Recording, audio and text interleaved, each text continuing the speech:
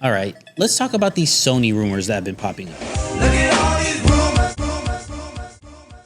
The word is Sony is getting ready to drop the FX2 with an official announcement expected very soon. So this is pulled directly from Sony rumors. It looks like the brand new Sony FX2 should be coming before the end of the month. This camera is supposed to sit between the FX3 and the FX30 with a 33 megapixel full frame sensor, a tilting EVF, and 32-bit float audio. Now, as someone who has recently had some issues with audio recording, that's something that actually sounds pretty interesting to me. It's also rumored to include Sony's AI chip for autofocus and tracking, similar to what we've seen in the A7R5.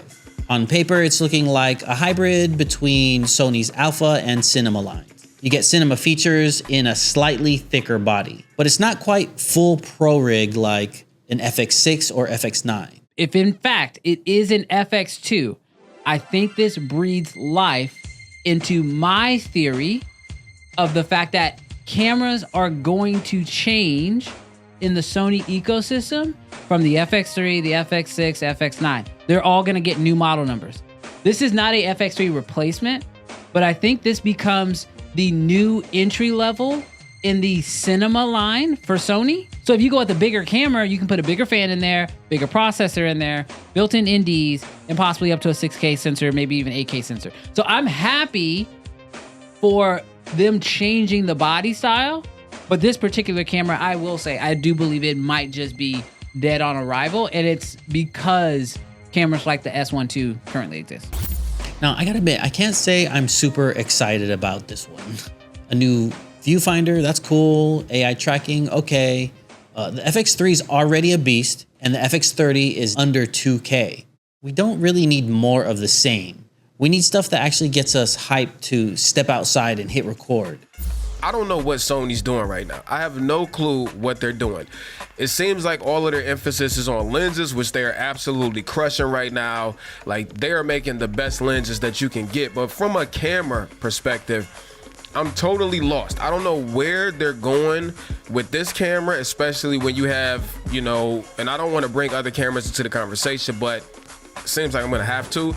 You know, when you got cameras like the S1H Mark II, the S1 Mark II that I'm using right now, the S1R Mark II, Nikon dropping a Z5 Mark II, they have a Z6 III, Z8, Z9. Canon is even, you know, dropping R5 Mark II and other cameras. And it's like Sony, either one or two things is happening. Either they are waiting to pull out the big dogs, like the big trump cards, after this whole tariff situation has boiled over. Maybe they're waiting to see what the competition is bringing first before they bring out the big guns. Or maybe they have just run out of innovation when it comes to creating cameras. So I've been a long time Sony shooter for about a decade now, but I gotta admit, these past couple years are the first time I've really started looking at other brands again. Hello, Canon. DJI is dropping gear with stabilization, AI, and amazing video quality. Blackmagic just dropped the Pixis and Moto slashed the price. Everybody's coming out for that space. I feel like Sony's been leading this lane for a while now, but the energy's shifting.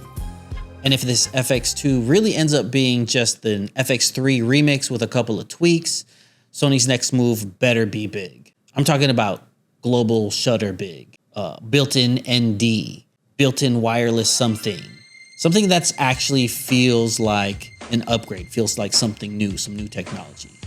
So May 28th, we'll see what happens. Sony, you got everyone's attention. Now's not the time to play it safe. Let me know in the comments, are you excited about this FX2 or are you holding out for something bigger? Look at all these